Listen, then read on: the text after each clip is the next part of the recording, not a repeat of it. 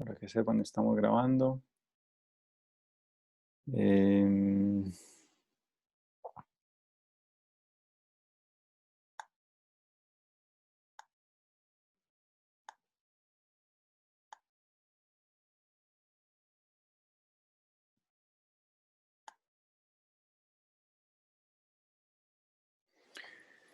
y vamos a empezar entonces, en honor al tiempo. Bueno, hoy aceptemos un par de personas más.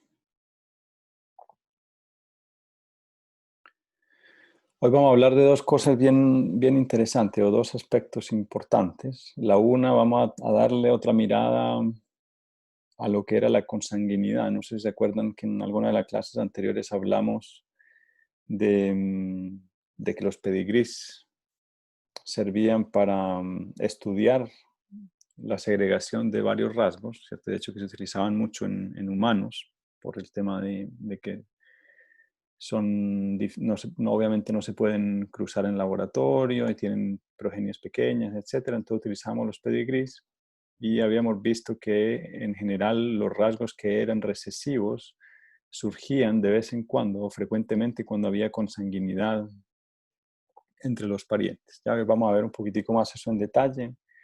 Vamos a mirar un coeficiente que se utiliza para cuantificar qué tan consanguíneos son varios individuos y eso sirve también para estudiar los efectos que tiene la consanguinidad en la genética, varios aspectos. Y luego vamos a hablar de la genética asociada al sexo. Ya vamos a hablar de cromosomas sexuales, de genes que están en esos cromosomas y un par de cosas más. Entonces empecemos. Vamos a empezar hablando de la consanguinidad. Habíamos dicho en la clase pasada o en una de las clases anteriores, ya que los rasgos recesivos generalmente surgían en este tipo de pedigríes donde habían muchos individuos emparentados. Ya esto es el pedigrí de una familia de la realeza, o no, no me acuerdo si es una familia de realeza o de una familia de las comunidades Amish en Estados Unidos. Y como pueden ver, hay muchos matrimonios de individuos que están emparentados. ¿Ya? Generalmente era común casarse entre primos, qué sé yo.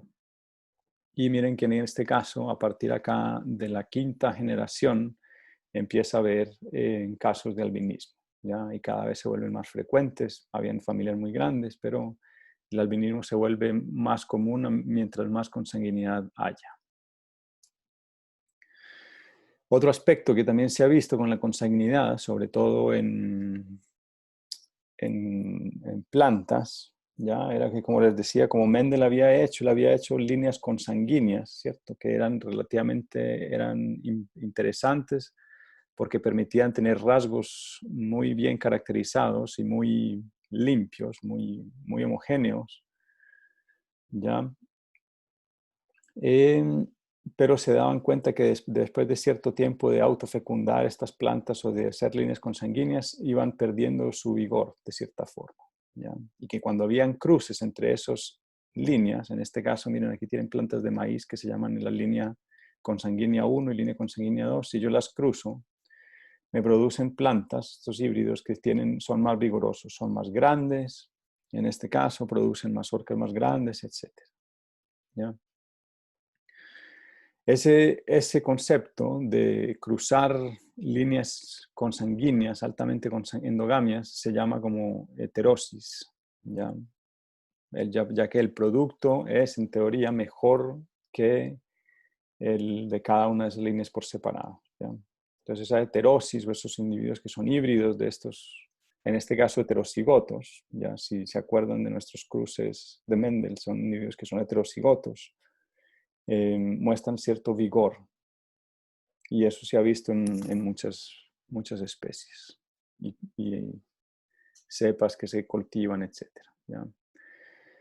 Entonces, una de las preguntas, ¿cierto?, era cómo llegaba uno a esto. ¿Por qué hay esas diferencias y cómo puedo cuantificarlo? ¿Cómo puedo cuantificar el nivel de endogamia?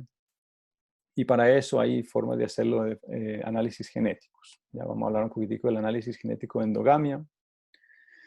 En este caso, este diagrama que ven acá, esta pedigrí, vemos el cruce de, ¿cierto?, un individuo que tiene dos hijos, o un hijo y una hija, y esos hijos se aparean entre sí. ¿Ya? Entonces, este es el caso extremo de endogamia, donde hay apareamiento entre hermanos.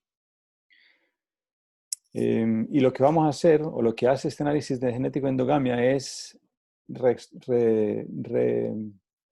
reescribir o calcular la probabilidad de que un alelo, ¿cierto? En este caso, imagínense que este individuo C es un heterocigoto, tiene un alelo azul, lo pinté aquí con un círculo azul y uno rojo. La probabilidad de que este hijo I, acá abajo, reciba dos copias que son idénticas por descendencia, es decir, ambas vienen de esta bolita roja de C, es lo que yo voy a calcular como el índice de endogamia. ¿Ya? Entonces, en este caso, para que estas dos bolitas o estos dos alelos en I sean rojas, esta bolita roja tuvo que haber pasado a la mamá, ¿cierto? Este alelo tuvo que haber pasado a la mamá y esta bolita roja también tuvo que haber pasado al papá. ¿Ya? El mismo alelo tuvo que haber pasado a ambos y luego, posteriormente, este mismo alelo rojo tuvo que haber pasado de acá a acá. ¿Ya? Entonces, hay muchos eventos que se tienen que cumplir para que eso ocurra, ¿cierto? Ya habíamos visto con probabilidades que yo puedo calcular eso, ¿cierto? ¿Cuál es la probabilidad de que este evento, de que este individuo siendo heterocigoto le transmita su alelo a esta persona y que a su vez esta persona siendo heterocigota le transmita el alelo acá, etcétera, ¿ya? Entonces, ese coeficiente de endogamia es la probabilidad de que dos copias de un gen en un individuo sean idénticas por descendencia, ¿ya? Es decir, que vienen de un ancestro común. En este caso, el ancestro común es esta persona C. Y se calcula relativamente fácil, ¿ya? Generalmente se hacen 3 pasos, ¿ya? La idea es que ustedes entiendan cómo es el proceso. Primero uno identifica el ancestro común de un individuo endogámico al que yo le quiero calcular el coeficiente de endogamia.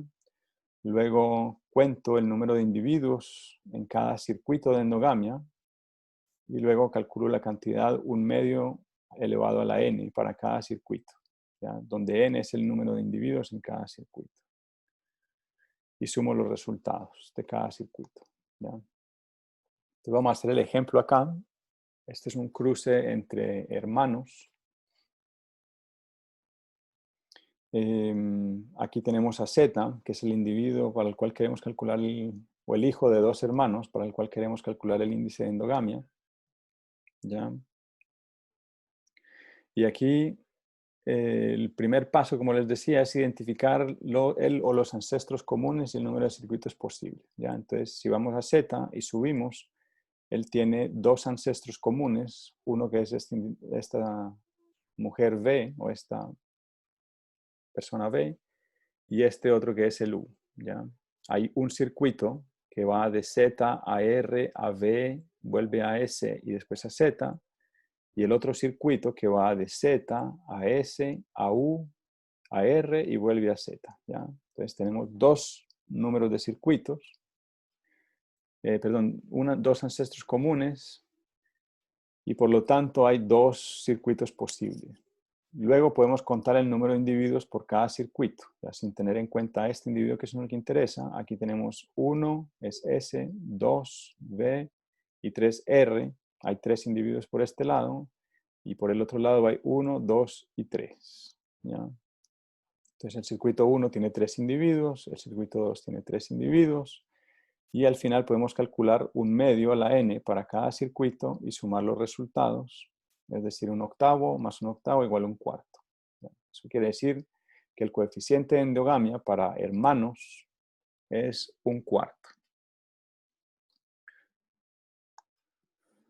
¿Ya? Podemos hacer lo mismo para hermanos medios, ¿cierto? En este caso, ustedes podrían hacer el ejercicio y decirme cuántos circuitos hay en este caso, cuántos ancestros comunes tiene, cuántos individuos por cada circuito y calcularlo. Entonces, si quieren, tómense 2 minutos y pueden ir respondiendo en el chat si quieren las preguntas, la 1, la 2 y la 3.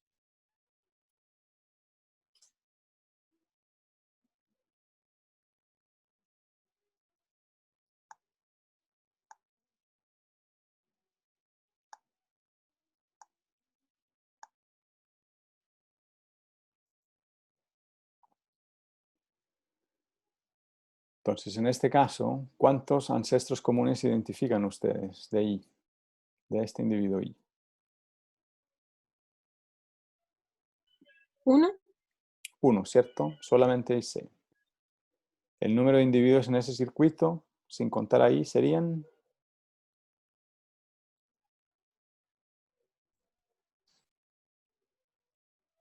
3, ¿no? A, C y B. Y si calculo un medio para esto y lo sumamos, me daría, ¿cuánto? Un octavo. Un octavo, ¿cierto? Entonces el coeficiente de endogamia para medios hermanos es de un octavo. Aquí tienen varios pedigrís, tienen hermanos es un cuarto, medio hermanos es un octavo, primos un 16avo, primos dobles un octavo y tío, sobrina un octavo y así sucesivamente. Uno lo puede calcular para cualquier tipo de pedigrí. No vamos a seguir en detalles, ya esto simplemente para que lo tengan en cuenta, pero esto es lo que se utiliza mucho en el estudio de pedigrís para calcular el efecto de la endogamia sobre diferentes rasgos. Entonces aquí en este caso, en esta figura, tienen acá en el eje de las Y dos rasgos en plantas de maíz, uno que es la altura de la planta y el otro que es la producción, número o el peso de los granos de maíz que salen por cada 100 metros cuadrados de cultivo. Y aquí abajo tienen el F, ese coeficiente de endogamia. Y no sé si se dan cuenta, pero hay una tendencia muy clara en que a medida que aumenta ese coeficiente de endogamia, ya mientras más emparentadas estén las plantas entre sí, cuando se cruzan, menor es el rendimiento. ¿Ya? Eso está estrechamente asociado a el hecho de que a medida que mientras más endogámicos o mientras más consanguíneos sean dos individuos o el apareamiento de dos individuos, las probabilidades de que surjan estos alelos deleterios aumenta. ¿Ya? En otras palabras, si vamos acá, imagínense que este punto rojo es una mutación que produce algún defecto que es deleteria, ¿cierto? Mientras más cercano sea el cruce, ¿cierto? Si ese individuo tiene esa mutación y se casa o se aparea con un hermano, la probabilidad de que lleguen en estado homocigoto a este individuo es muy alta, es un 25%. Si son medios hermanos es un poquito más bajita y así sucesivamente. ¿Ya? El punto es que a mayor consanguinidad, más probable es que se acumulen estas mutaciones que son deleterias. ¿Ya? Entonces, en resumidas cuentas, la endogamia aumenta la frecuencia de homocigotos y disminuye la frecuencia de heterocigotos, y los efectos de la endogamia son proporcionales al coeficiente de endogamia, y esta es la probabilidad de que dos copias de un gen en un individuo sean idénticas por descendencia en un ancestro común. ¿Preguntas hasta ahí?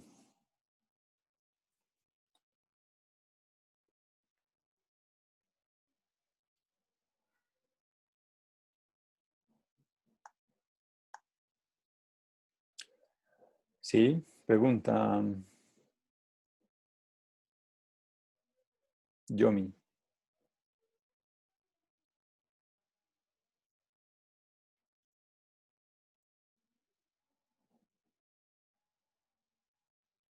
¿No? Bueno, sigamos entonces. A ver. Profe, ahí escribí la pregunta. Entonces la pregunta es si la endogamia es más beneficiosa para plantas que para humanos. No, para nada. La endogamia en general no es beneficiosa para ningún organismo. ¿Ya? Siempre aquí, como les acabo de mostrar en este gráfico, es desventajosa. Tanto la altura, bueno, la altura en este caso no sé qué tan importante sea, pero al menos la producción de semillas disminuye mientras más endogámicas sean las plantas, ¿cierto? En este caso, bueno, este es un rasgo que nos interesa a nosotros como humanos, ¿cierto? Si ustedes piensan en un agricultor y tiene plantas que son muy endogámicas, miren que va a recolectar solamente 20 kilos por cada 100 metros de cultivo, Y si tiene plantas que son cero endogámicas, va a recolectar más de 90 kilos por cada 100 metros de cultivo, 100 metros cuadrados. ¿Ya? En términos de la planta, ¿cierto? Obviamente si está aquí y va a producir 20 kilos, el número de hijos o de descendencia que va a dejar es mucho menor a una planta que tenga un coeficiente de endogamia menor. ¿Ya? Esta Profe, disminución, ¿sí? es que creo que se refería a que no es tan perjudicial en las plantas como en los humanos. Creo que esa era Ah, su pregunta. esa es la pregunta.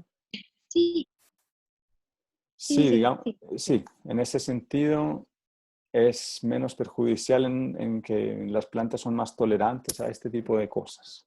Sí. Ahora, aquí llegamos a otro concepto que no hemos hablado, pero que es importante de pronto mencionarlo, y es que en plantas ocurre mucho que hay duplicaciones del genoma. Ya, generalmente nosotros, la gran mayoría de los animales somos diploides, pero la poliploidía en plantas es muy común.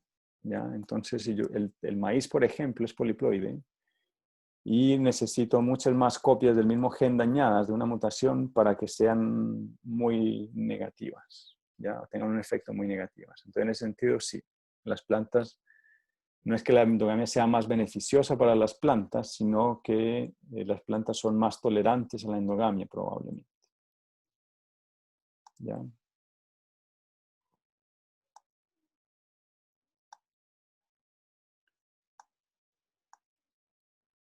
¿Alguna otra pregunta?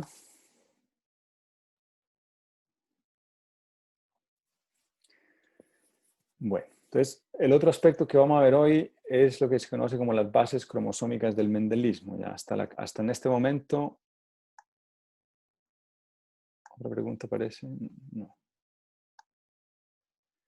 Hasta este momento habíamos hablado de rasgos, ¿cierto? Y habíamos dicho que Mendel había predicho o había postulado 3 leyes. Y cuando esas leyes se cumplían, ¿cierto? Uno podía predecir cuál iba a ser la proporción de los rasgos en un cruce determinado. Sin embargo, cuando Mendel postuló todo esto, como les decía antes, no se sabía en dónde estaba este famoso material hereditario, no se sabía dónde estaban los genes, cuáles eran las moléculas responsables, y eso se descubrió mucho después. Hoy vamos a hablar un poquitico de eso. Antes de hablar de eso, vamos a definir qué son los cromosomas. Ya, y vamos a ver que una de las cosas bien intrigantes en la naturaleza es que cada especie tiene un conjunto característico de cromosomas y el número de cromosomas varía enormemente entre especies. En términos de términos, vamos a hablar siempre, cuando hablamos de cromosomas, hay cromosomas homólogos, ya que es la copia de un mismo cromosoma. Este es un cariotipo de cromosomas humanos, ya metemos del 1 al 23, y cada uno durante la mitosis se duplican y por tanto hay 2 pares. Entonces, cuando son 2 copias del mismo, ya se llaman homólogos, y cuando hablamos de 2 copias de distintos cromosomas se llaman heterólogos. También vamos a hablar de cromatina, ya que es la sustancia que conforma los cromosomas. Y esa cromatina está dividida en 2. Van a ver mucho en la literatura, eucromatina y heterocromatina. Eucromatina se debe a que es una parte de la cromatina que no tiñe con ciertos pigmentos. Y la heterocromatina es la que sí tiñe. ¿Ya? Y vamos a ver que luego hay diferencias en cuanto al contenido de genes, etc. También vamos a hablar de individuos haploides, o de genomas haploides, contenido de cromosomas haploides, cuando es solamente una copia de cada cromosoma, diploides si hay 2 copias, y después poliploidías. Pueden haber individuos tetraploides, como les decía, que tienen 4 copias de sus cromosomas, octaploides, etc. Luego hablaremos un poquito más de eso cuando hablemos de mutaciones cromosómicas. El número de cromosomas difiere mucho entre organismos. Aquí tienen una tabla donde tienen varios organismos, desde las levaduras, por ejemplo, que tienen 16 cromosomas, pasando por el moho del pan, que con seguridad alguna vez lo han visto ustedes, que tiene 7. En plantas, aquí está el maíz, que tiene 10. El trigo tiene 21. El tomate tiene 12. Por aquí tienen las moscas de la fruta, que tienen 4. El chorito por aquí está con 14. Nosotros, que tenemos 23. Por aquí está la gallina con 39. Entonces miren que varía enormemente entre especies.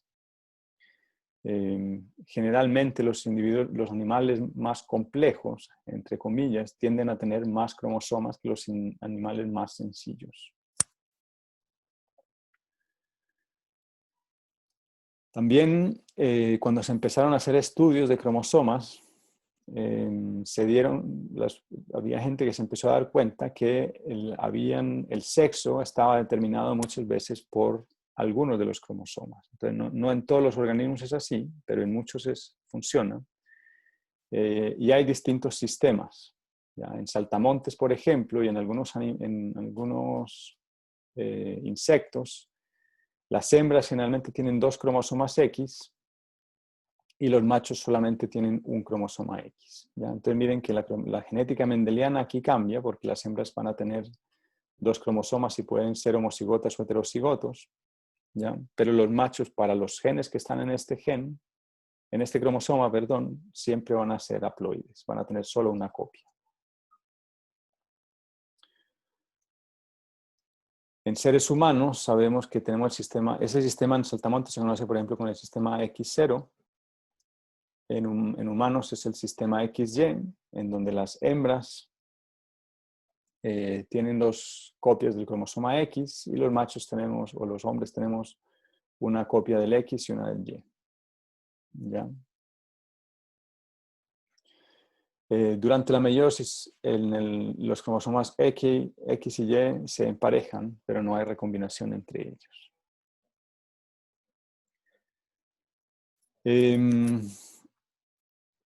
Otro punto importante que hay que tener en cuenta es que en general en individuos diploides, las células somáticas son diploides y tienen el doble de cromosomas que los gametos, que son haploides.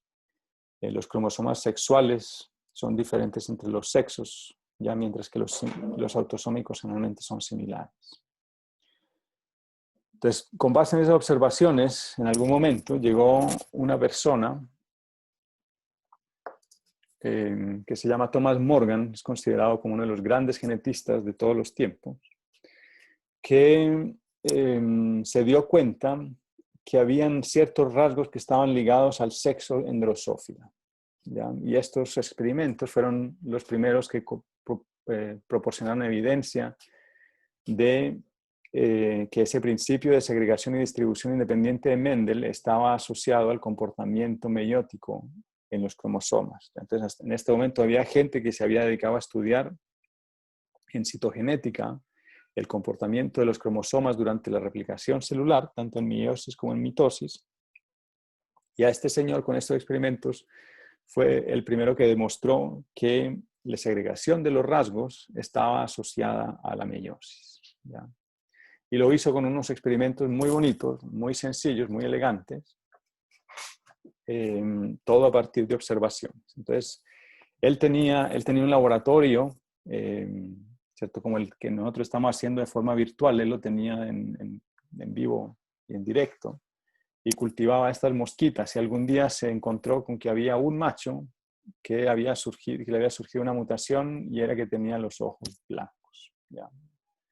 Y él encontró esta mosquita y dijo, bueno, vamos a cruzarla, vamos a ver qué pasa, sin saber muy bien entender esa mutación.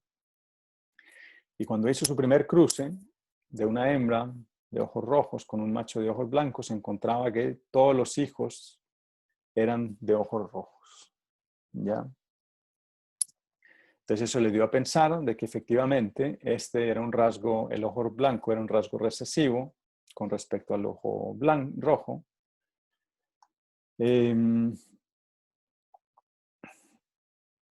Y sin embargo, en algún momento, después de seguir, logró obtener una hembra de ojos blancos, ¿ya?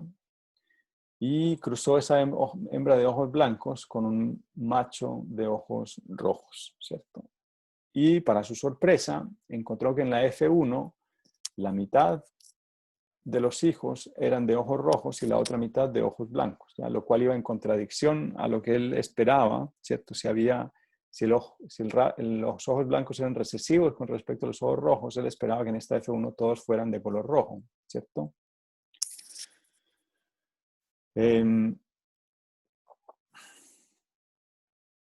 Entonces él volvió a hacer este tipo de experimentos, ¿cierto? Acuérdense que había hecho un experimento al principio en donde las hembras eran de ojos rojos y los machos de ojos blancos, todos los hijos eran de ojos rojos, y de ahí hacía otro experimento y decía, bueno, ¿qué pasa entonces si yo cruzo estos individuos de la F1, los hermanos entre sí? ¿Cierto? Entonces, si fuera el principio de dominancia, ya según Mendel, ¿cuál sería las proporciones esperadas en el F2 en este caso? Según ustedes.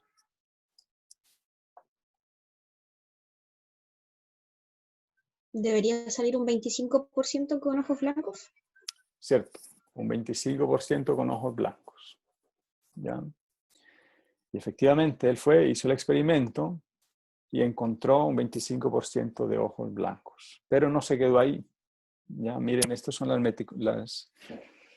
las rigurosidades de la ciencia, ¿no? Él no se quedó ahí, sino que fue y las dividió por sexos. Y lo que se dio cuenta era que en esta F2 todas las hembras eran de ojos rojos y en los machos, la mitad de los machos, ¿cierto? En este caso la mitad son machos y la mitad son hembras, pero la mitad de los machos eran de color blanco, tenían ojos de color blanco y la otra mitad ojos de color rojo, ¿ya? Y esto fue lo que le llevó a él a pensar, va a ser el link entre la meiosis, los cromosomas y la herencia de los rasgos, ¿ya? Este resultado.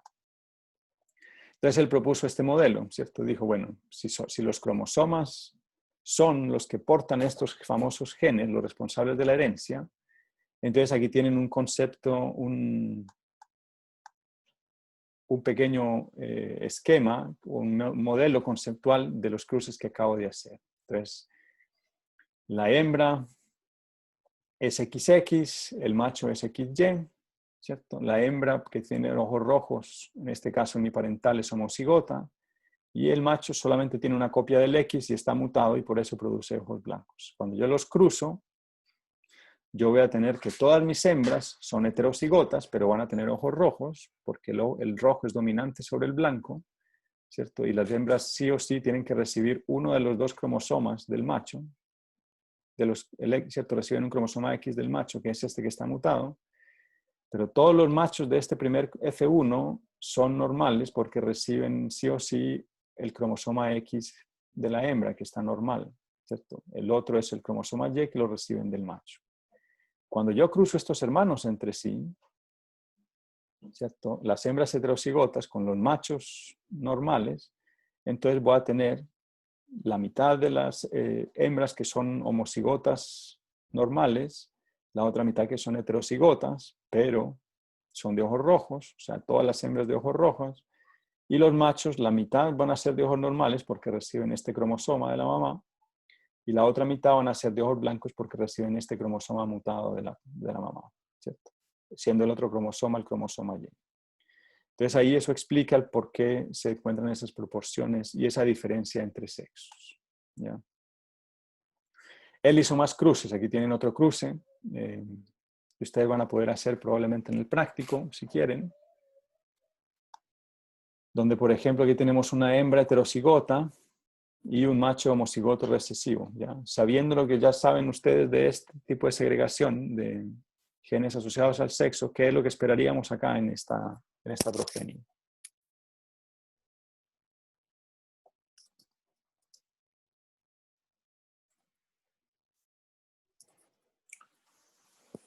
¿Cuáles serían las Mitad y proporciones? mitad. ¿Cómo? 1-1.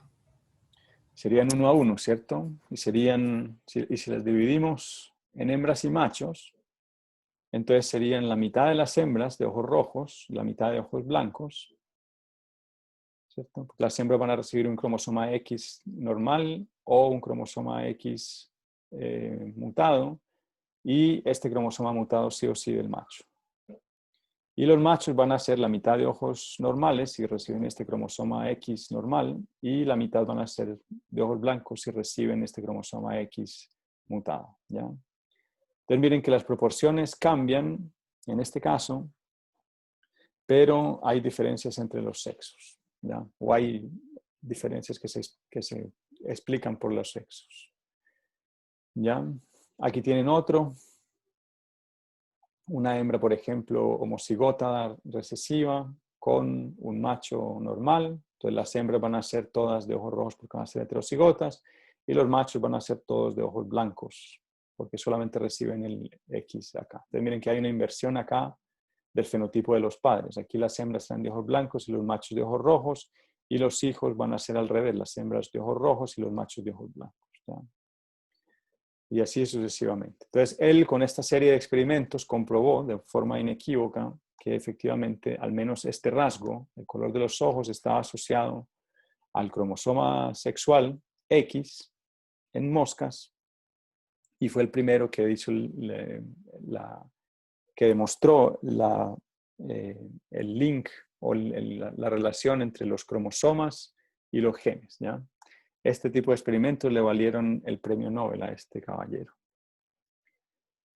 Ya, entonces hoy en día sabemos, como les muestro aquí, esto se había estudiado, ya hay gente que en el microscopio había visto que había la segregación en metafase, anafase y telofase de los distintos cromosomas en los gametos, ¿cierto? De las dos copias de cada, aquí tengo dos copias de cada cromosoma tiene dos brazos y durante la segregación, ¿cierto? Eventualmente cada uno de los alelos queda en un solo gameto, ¿ya? Y como les digo, Morgan fue el primero que hizo la asociación, ¿ya? Aquí está un modelito donde explica, por ejemplo, si tengo en un cruce dihíbrido, donde tengo dos cromosomas distintos y cada una de estas letras representa un gen, ¿ya? En un individuo que es heterocigoto, ¿ya? Eventualmente cómo van a ser la segregación de los cromosomas y los alelos, y lo mismo está acá, ¿ya?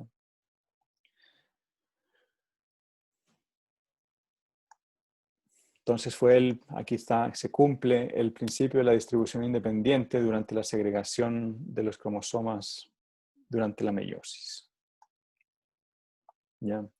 Entonces, parte de esos experimentos fueron los que demostraron que los genes se localizan en los cromosomas, ¿ya? Y esa distribución de los cromosomas en la meiosis es la responsable de la segregación y la distribución independiente de los genes, ¿ya? A partir de eso se ha estudiado y se ha aprendido muchísimo más sobre los genes que están ligados al sexo, en particular en seres humanos, ¿ya? Por ejemplo, aquí tienen uno que es la hemofilia, que es un trastorno recesivo ligado al X.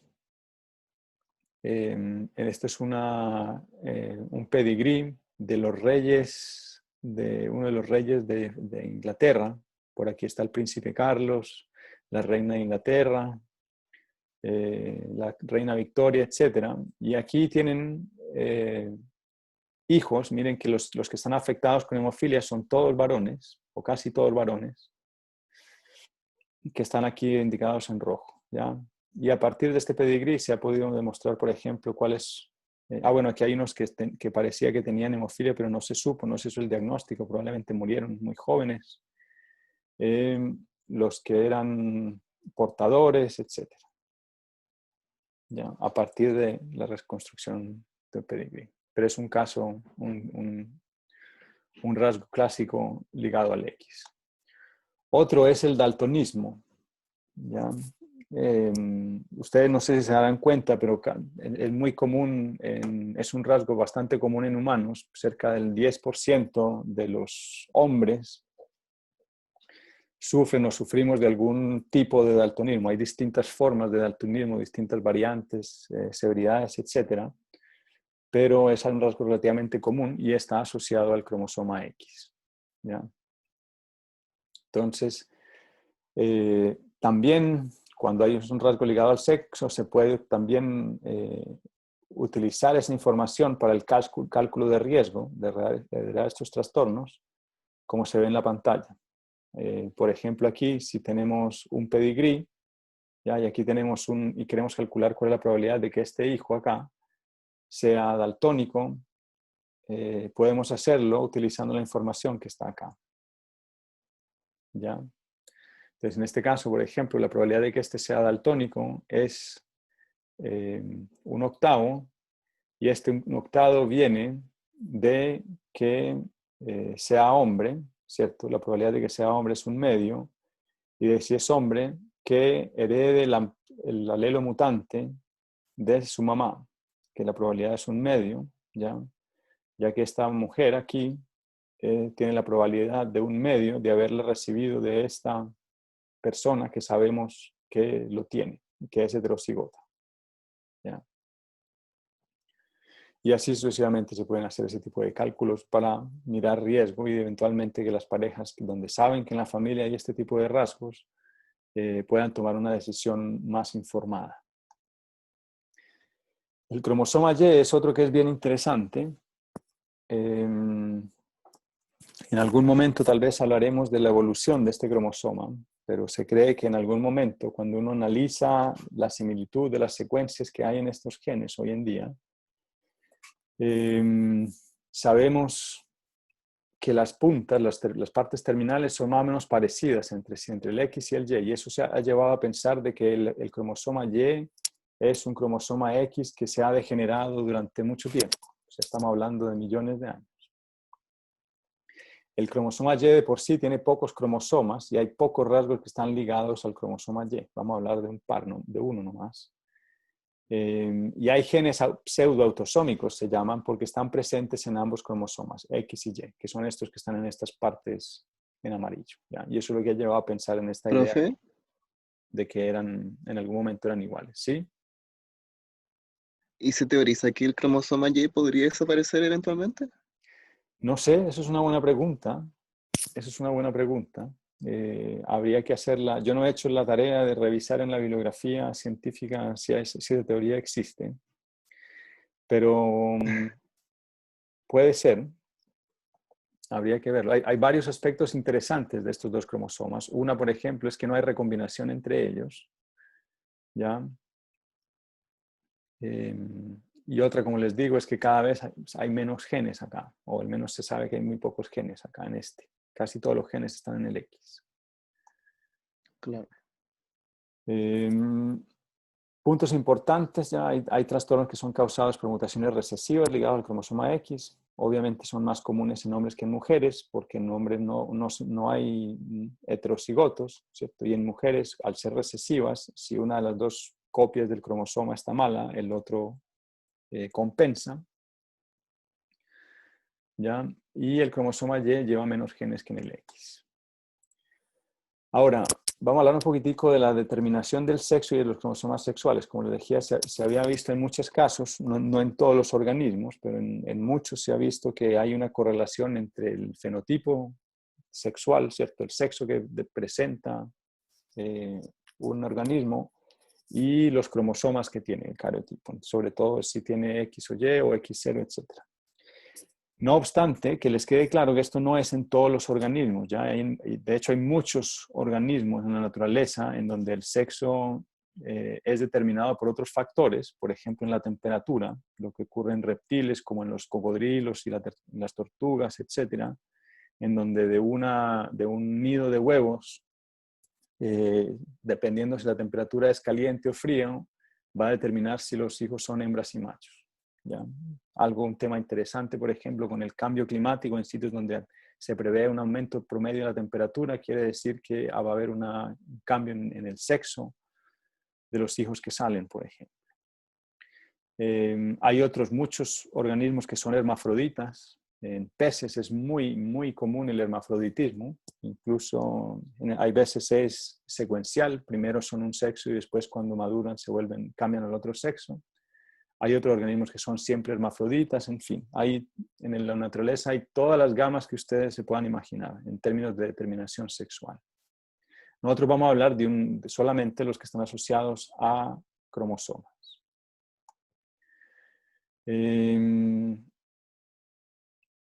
Bueno, esa parte, esto lo voy a pasar muy rápido. Se me olvidó acortarlo porque en este curso es una versión acortada para hacerlo, tratar de mantenernos en 1 hora. Pero esa determinación sexual empieza en estas células primordiales, que son unas células súper interesantes y que la puse acá para invitarlos a que estudien, de la migración y diferenciación de estas células.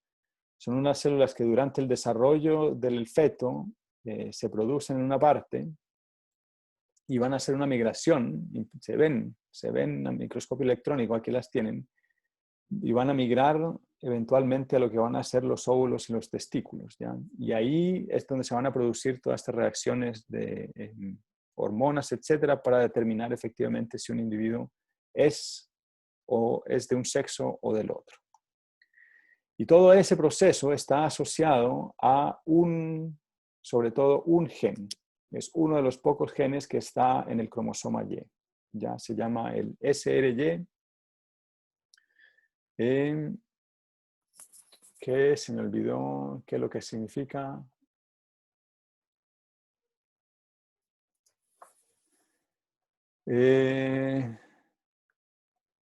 Se me olvidó a qué corresponde ese. Pero en todo caso es un cromosoma que produce un factor, luego vamos a hablar de factores de transcripción, es una proteína, que se llama el factor determinante de testículos, el TDF.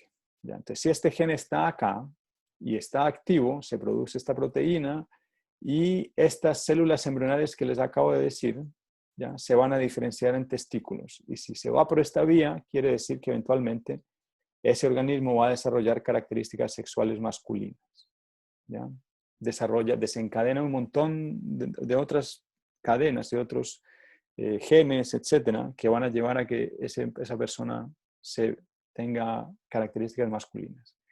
Y si el cromosoma Y normal está ausente, es decir, una persona es XX, no se produce este factor y esas células embrionarias van a desarrollarse como un ovario, ¿ya?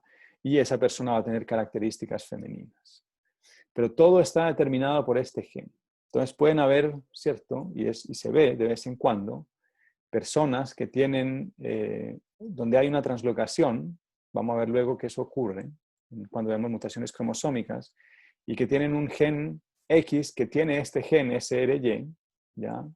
Y va a tener las características masculinas, ¿ya? Pero va a tener un cariotipo femenino, XX. Una persona que hablamos de normal, entre comillas, simplemente porque es como lo más prevalente, nada más, es las personas que tienen XY y tienen ese gen en el cromosoma Y, ¿cierto? Pero también puede ser fenotipo femenino, ya características sexuales femeninas, pero ser de cariotipo XY, donde este fragmento falta o ese gen simplemente está mutado y no se expresa. ¿Ya? Esto me lo voy a pasar. Bueno, son formas que tiene de producirse lo que se llama la feminización testicular, es decir, tener el cariotipo normal, ¿ya? Pero para que ese SRY o ese factor funcione, tiene que haber un receptor en el cromosoma X, ¿ya? Que va a hacer que sigan las señales que tienen que haber.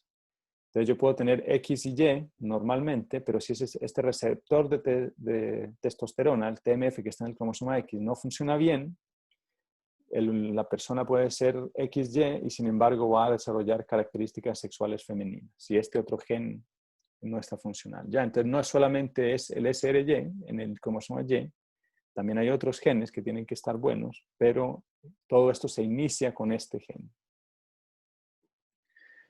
En Drosófila la determinación de sexo es distinta, a pesar de que tienen cromosomas X y Y. El sexo en Drosófila se determina en términos de la proporción de cromosomas X a autosómicos, ¿ya? Entonces, normalmente el macho tiene la mitad de cromosomas X que la hembra, ¿cierto? Perdón, si el número de X es la mitad que los normales, entonces va a ser macho. Si son igual proporciones, va a ser hembra y así sucesivamente. Y todos estos son mutantes, o sea, tienen mutaciones cromosómicas que hacen otros tipos de combinaciones de sexo, de fenotipos sexuales. Existen otros mecanismos de la determinación del sexo. En aves, por ejemplo, se conoce como el sistema ZW y se llama así porque acá, en este caso, el sexo heterogamético, es decir, con cromosomas distintos, es la hembra y no el macho, ¿cierto? La hembra tendría como el equivalente al X y Y de nosotros, pero acá se llaman ZW, ¿ya? Se llama el sistema ZW. Y está otro mecanismo que se llama el sistema haplodiploide, que es muy común en ciertos insectos, como sobre todo en los insectos sociales, como las hormigas y las abejas, en donde las hembras son diploides, ¿ya? Y los machos son haploides. Es súper interesante porque quiere decir simplemente que si un huevo no es fecundado, no se aborta o no deja, sigue siendo utilizable y simplemente que se desarrolla como un macho haploide. Y si un huevo sí es fecundado, entonces el huevo se va a desarrollar como una hembra, ¿ya? Como les digo, esto ocurre muchísimo en abejas, en hormigas y también en algas. En algas es muy común.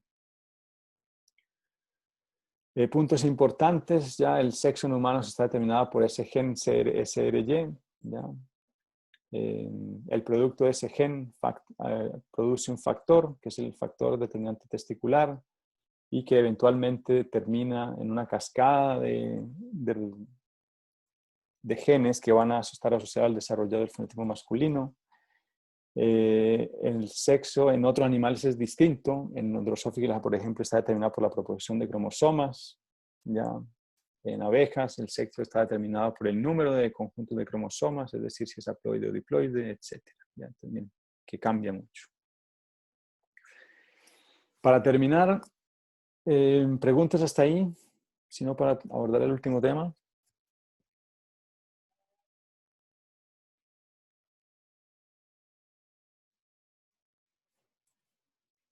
No. Bueno, pues para terminar, no sé si se dieron cuenta que, ¿cierto? Surge una pregunta cuando uno ve, sobre todo en humanos, por ejemplo, en donde las mujeres tienen 2 cromosomas X y los hombres tienen solamente 1.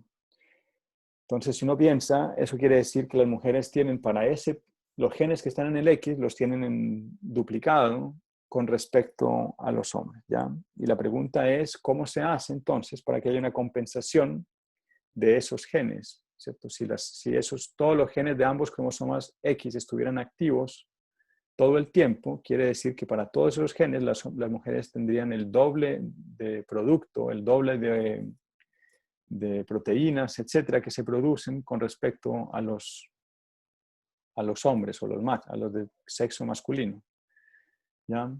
Entonces existen diferentes mecanismos para ajustar eso y eso se llama la compensación de dosis.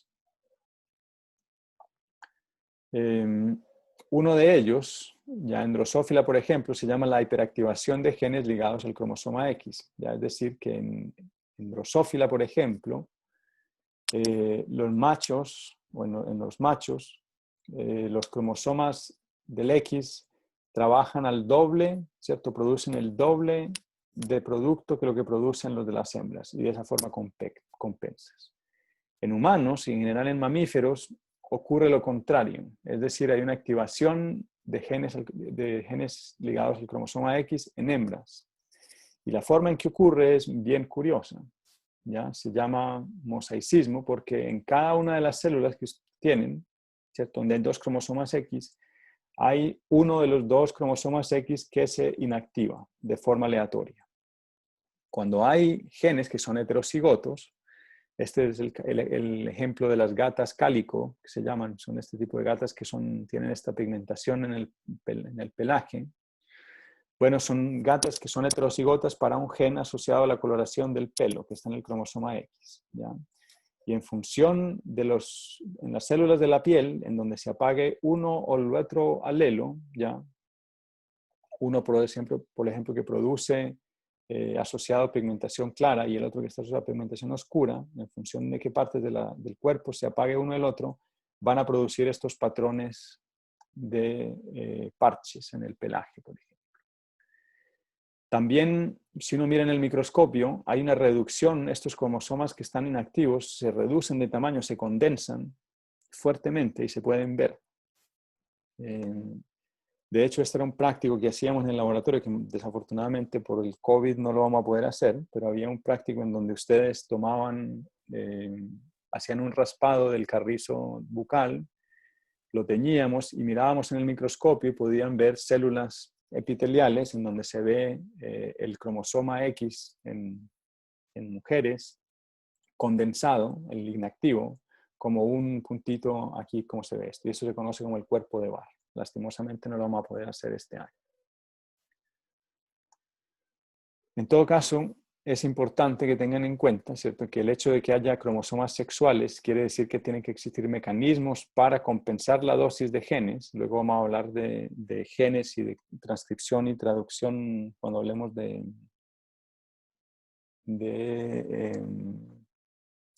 mecanismos de regulación génica. En algunos organismos esa compensación se da por una hiperactivación, como es el caso de Drosophila, y en otros se da por una inactivación, ¿ya?, como es el caso de la inactivación de los cromosomas X en hembras. ¿Preguntas hasta ahí?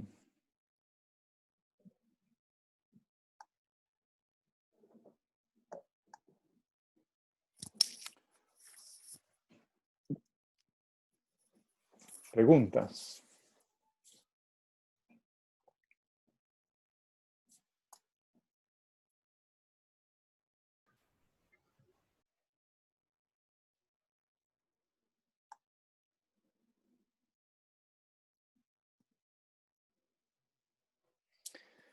No sé si pueda desaparecer.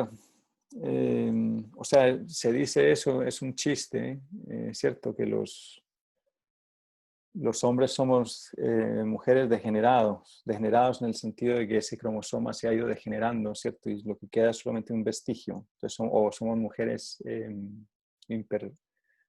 imperfectas. Pero no, es una pregunta que la pueden consultar. O sea, si quieren, podemos hacer eso. Si a alguno le interesa,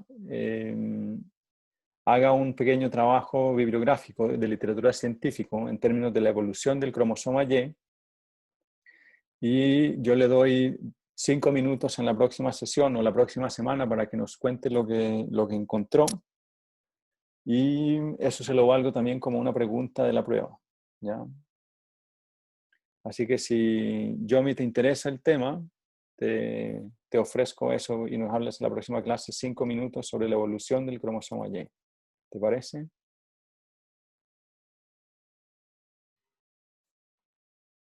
Pero si desapareciera, ¿qué determinaría el sexo masculino? Es que eso es lo extraño. Probablemente no pueda desaparecer, ¿cierto? Si están estos tipos de genes que son súper importantes, por ejemplo, el SRY, eso quiere decir que va a haber selección en contra de que desaparezca, ¿ya? Entonces, imagínate una población aislada de humanos, por ejemplo, en donde desaparece ese gen, todos los hijos serían hembras y eventualmente no se podrían reproducir y por lo tanto esa población y esa mutación se extinguiría, ¿ya?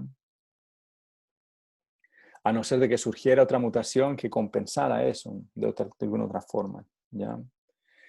Pero todas las variaciones que les mostré, en términos de lo que les mostré en saltamontes, en aves, en hormigas, ¿cierto?, está asociado a la evolución del sexo, ¿cierto? De algún momento todos nosotros, todos los linajes y todas las especies partimos de especies que no necesitaban el sexo para reproducirse, como las bacterias, por ejemplo, que era todo a partir de mitosis. En algún momento surgió esto del sexo y nadie sabe muy bien por qué y todavía se sigue haciéndose la pregunta de cuál es la ventaja, ¿ya? Es un proceso súper costoso. El hecho de producir gametos es costoso, de liberar gametos es costoso. Todo esto requiere costos, pero parece que tiene ciertas ventajas y probablemente tiene más ventajas que desventajas porque se ha mantenido. En el árbol de la vida son muchos los organismos que dependen del sexo para reproducirse. Ahora, ¿hacia dónde va la evolución de los cromosomas sexuales en humanos? Es una muy buena pregunta. Probablemente es algo que evolucione muy lentamente, ¿ya? Pero deben haber pistas, como les digo, yo no me las sé, deben haber pistas en la gente que ha estudiado, por ejemplo, la evolución de cromosoma Y o del X en distintos linajes, ¿cierto? Si uno compara el cromosoma Y de nosotros con respecto a los chimpancés y después se va para atrás un poquito más a los bonobos y después se va para atrás un poquito más no sé, otros primates más lejanos, y así sucesivamente, probablemente eso tenga pistas de cómo ha ido evolucionando ese gen, ese cromosoma. ¿Ya? Entonces, que se vaya a desaparecer o no, quién sabe. Si eventualmente, como les digo, si eventualmente no se necesitara para producir, en este momento, por ejemplo, los humanos no podemos producir de haploides, ¿ya? Como ocurre en las abejas que pueden producir hijos sin necesidad de apareamiento. En humanos no se puede. Que exista en algún momento una mutación que conlleve a eso, eventualmente sí podría desaparecer, pero mientras hayan genes que se necesitan, ahí probablemente siga cambiando. ¿Ya? El hecho de que no puedan recombinar hace que pueda seguir cambiando independientemente el uno del otro. Pero quién sabe. ¿Ya? Profe, ¿Sí? si es que llegara a pasar eso como de la haplodiploidía del ser humano, ¿dejaríamos de ser mamíferos o no? No sé, esa es una pregunta medio existencial, no tengo la más remota idea qué pasaría.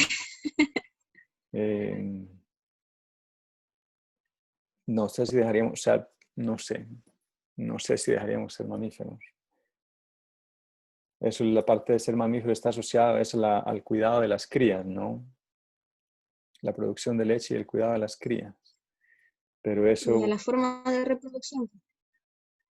o sea, la parte de mamífero es simplemente que producimos leche, que tenemos mamas, producimos leche y hay una placenta, ¿cierto? Los hijos crecen dentro del vientre de la madre en una placenta y no en un huevo externo, etc. Aunque hay variantes, hay mamíferos que producen leche, que amamantan a las crías, pero que producen huevos, por ejemplo. ¿Ya? Que sus hijos los tienen El en huevos, ornitorrinco. como el ornitorrinco, sí. Entonces, como les digo, no sé si una cosa esté asociada a la otra, ¿cierto? El hecho de que se mantenga o no el sexo probablemente no dependa o esté asociado a que seamos mamíferos o no. Definitivamente estará asociado a cómo evoluciona la sociedad, como sociedad, ¿no? El hecho de que el sexo sea o no necesario para la reproducción. ¿Ya? Aunque bueno, si ustedes se fijan, para terminar, para cerrar acá, hoy en día con los avances tecnológicos, técnicamente sería posible de hacer una reproducción sin necesidad de sexo, ¿cierto? Se puede clonar en teoría, o existe el conocimiento para tomar un óvulo y ponerle un núcleo de otra célula adentro, que puede ser de la misma persona o de otra, y crear un individuo a partir de eso. Entonces, en teoría, ya como sociedad somos capaces, pasamos por encima de esa barrera, pero obviamente tiene mil repercusiones éticas, ¿no? Que no dejan que eso ocurra, por obvias razones.